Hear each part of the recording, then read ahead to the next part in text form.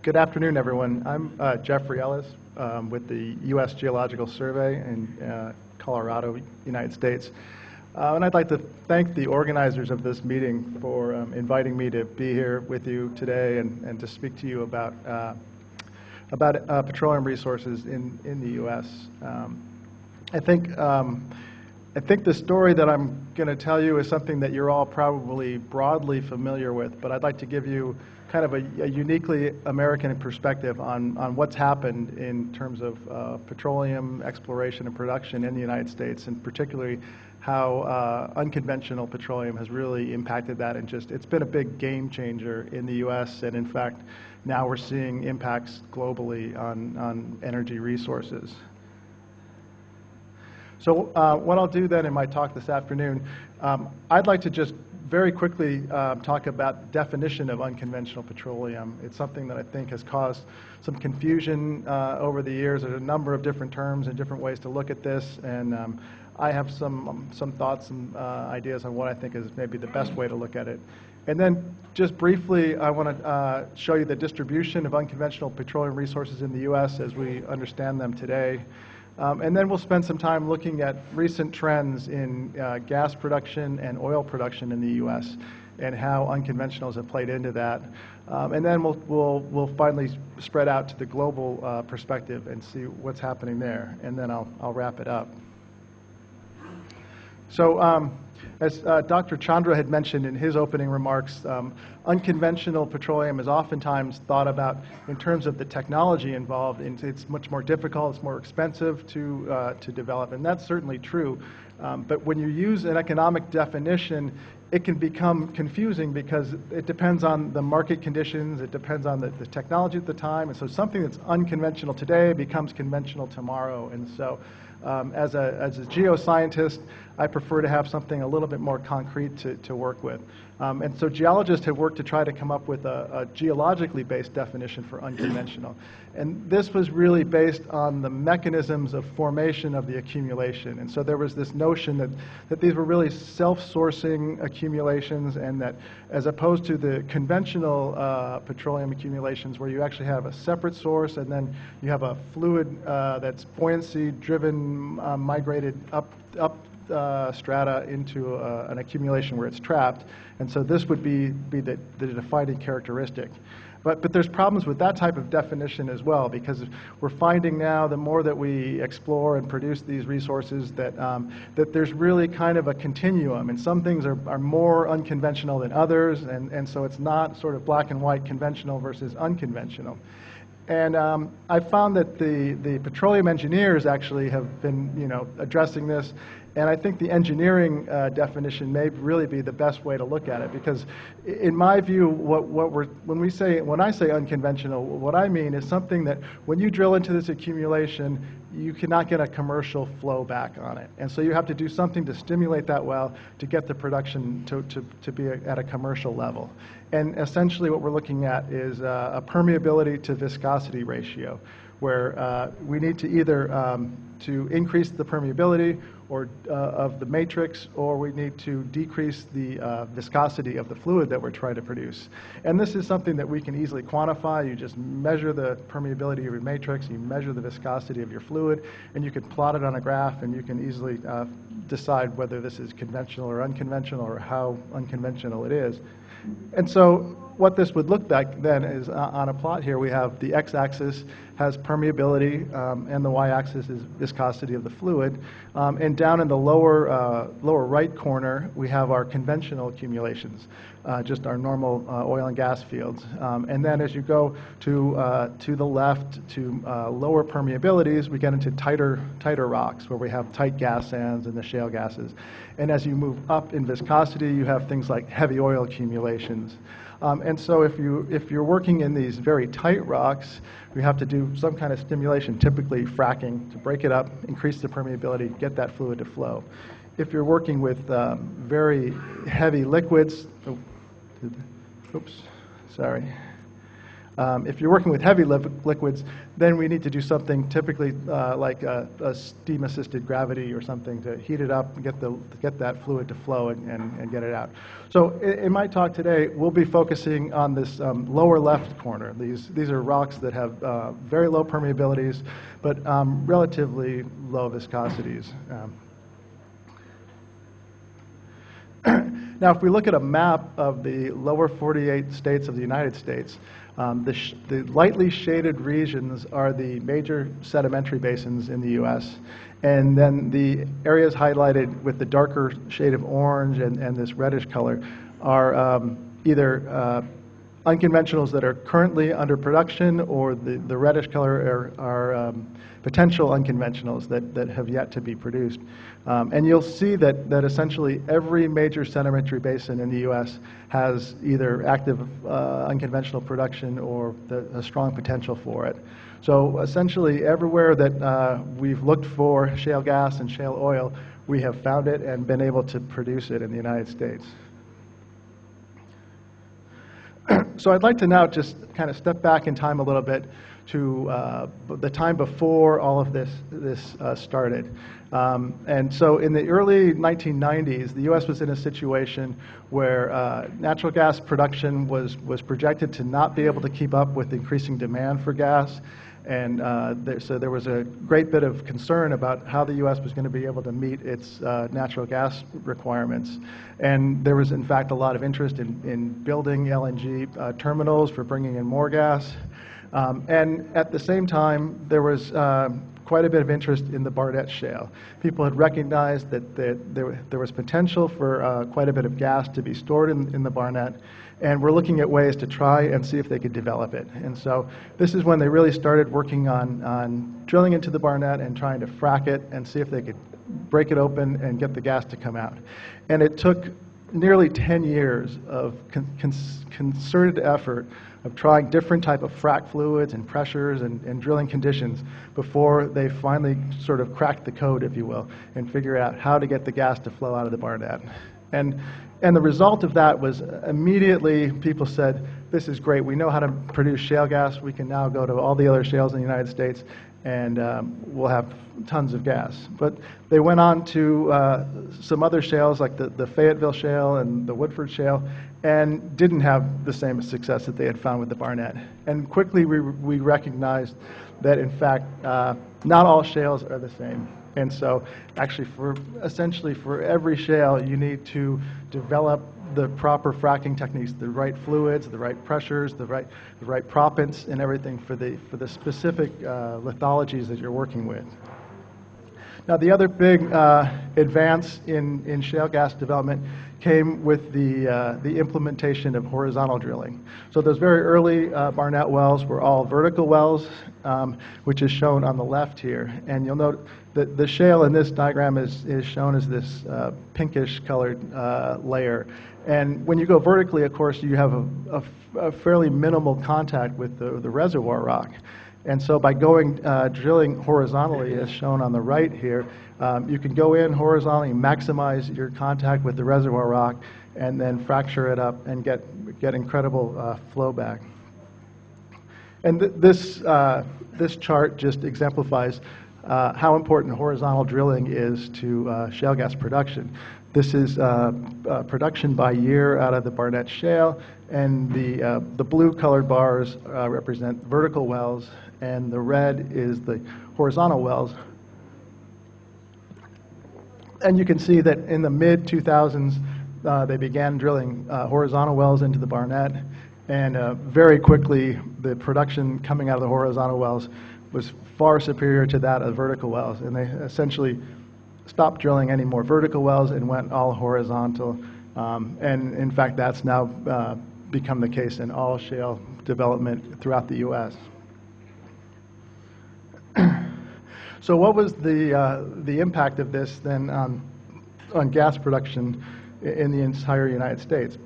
Well, this is a plot of time by year on the x-axis, and gas production on the y-axis. The top line shows total production, and we're starting back from the early 90s. You can see that total production was pretty flat.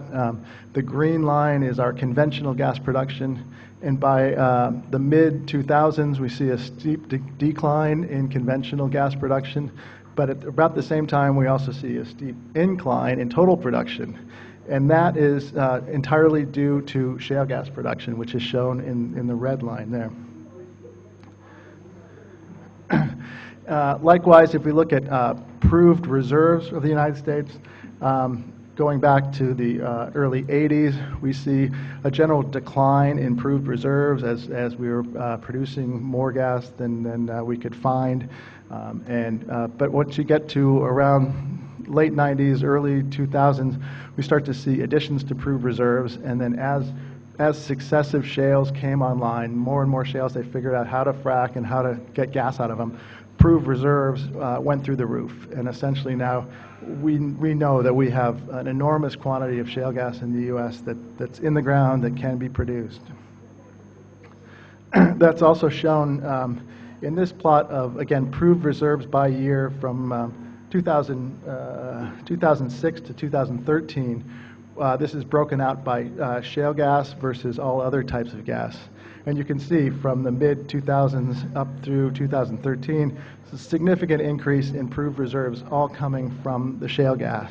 And this inset chart is just showing shale gas reserves as a percent of total reserves, and we're approaching the 50% mark. And it's projected that I think by about 2020 that we will actually pass that mark, that more than half of the gas reserves in the U.S. will actually be from shale gas. So let's look now on how this has impacted prices and exploration activities. And so this is a chart showing time in years on the x-axis. And then on the left-hand side, we have price of oil and price of gas. And on the right side, we have the number of active drilling rigs. And so the rig count is a proxy for exploration activity. And so you can see in the early 90s, prices were going up for both oil and gas, and the rig count also is going up as exploration activity is picking up. And when we get up to around 2008, that's when the global recession hit, and so there was a big drop in oil prices and gas prices and in exploration activities. But the lead up to that was really this boom in shale gas exploration, and so much gas production had come online by that time that as the economy recovered post 2008, you can see gas prices stayed down even though the economy was coming back, oil prices were going back up, and exploration was going back up. Gas prices stayed down because there was so much shale gas being produced that they could more than meet the demand, and so prices stayed low. But the exploration activity, you notice the number of drilling rigs, that also does come back up, and that's because those rigs that had been drilling for shale gas moved over to start drilling for shale oil. And so that is what was driving this big increase in exploration activity. And they were incredibly successful at finding shale oil, so much so that now we see at the very end of this curve, this is into the latter part of 2014, we see the green line of oil prices suddenly starts to spike back down, and that, as we know, is this recent dramatic drop in oil prices. And that was driven, much like the drop in gas prices in the U.S. due to shale gas, this recent drop in oil prices is due to the success of shale oil in the United States. I did want to make a few comments about shale oil, because I think this is a kind of a curious thing, that if you think about shales, they're very tight, typically low porosity, low permeability rocks. And so it's one thing to think that you might be able to get natural gas, which is mostly methane, to come out of a very tight rock like that. But how can you get an oil, a thick, crude oil, to actually flow out of a tight rock? And the answer is that you don't. That these shale oil accumulations, they're not really shales. What the oil is coming out of is either a siltstone or even a sandstone, or a carbonate or fractured reservoir, and not really truly a shale. And a good example of that is the Bakken Shale in North Dakota, where the Bakken itself is actually made up of three members. There's an upper, lower, and middle. And the upper and lower Bakken have very high TOCs, high organic content. Those are the really good source intervals. And the middle Bakken is actually a very carbonate-rich, silty zone. And so when this gets buried deep enough to get into the oil window and start generating liquid hydrocarbons, the source rocks generate the liquids, and they're actually constrained on the top and bottom by a very tight limestone. And so all that generated fluid is actually expelled into the middle Bakken, and it's stored in this porous rock. And so the companies now are coming in and drilling down and going horizontal into this middle Bakken, and that's where the oil is coming from. And it's a fantastic reservoir rock, actually. So what has been the impact of shale oil on oil production and proved reserves in the U.S.? Well, this is a plot going back to the early 80s of oil production and reserves, and you'll see that the production is shown in the orange-colored line, and it was in general decline right through the year 2000 into the mid-2000s, and then in the last 10 years or so, it's dramatically turned around, and we see this sharp increase in oil production, and that's coupled with a big decrease in oil imports, of course. And then the top line in green is showing us the proved reserves at the U.S. And again, that's just taken off dramatically as more and more of these shale oil accumulations have come online, and we've proven that we can actually produce oil out of these shales. And this is just further exemplified in these plots. These are the top 5 proved oil reserve regions in the United States. And the bars represent the years from 2009 to 2013. And so the number 1 region for proved reserves in the U.S. is the state of Texas. And you see this dramatic increase in proved reserves in this 5-year period.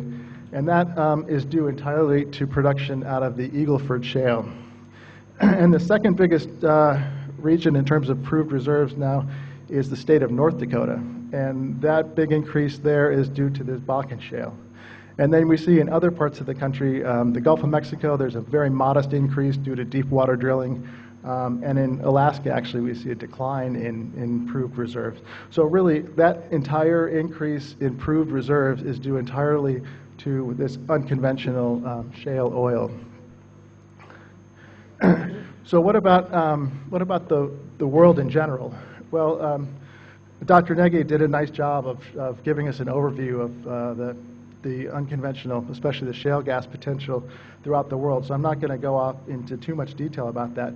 But I think it's quite clear that there's potential throughout the world, quite a bit. And so there's a few places like Argentina where it's been projected there may be as much as 800 TCF of shale gas in place there. China, of course, is another very big one. And then, of course, of interest to this audience would be India. And I wanted to talk a little bit more about the resource assessments of shale gas in India. But Dr. Chandra really did a much better job discussing that than I ever could.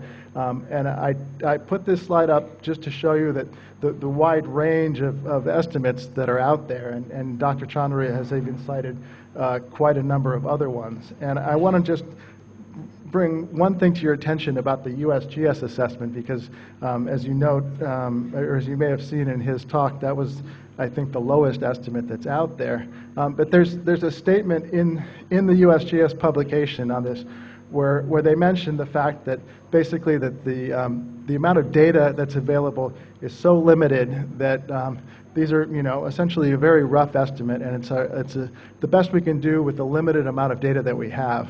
But the key point here is that there's really a need to collect good quality data on the rocks that are actually there. The USGS assessment is actually based on analogs.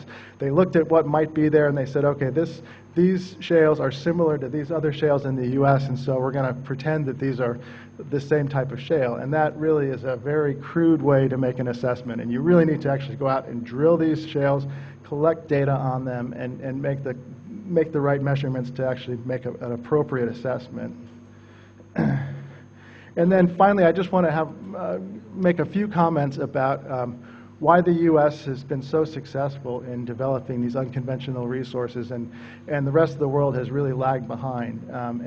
And Dr. Nagy touched on this, and other speakers in this conference have mentioned a lot of these points, that really there's infrastructure in place, there's a mature service industry that has the technology to develop these resources.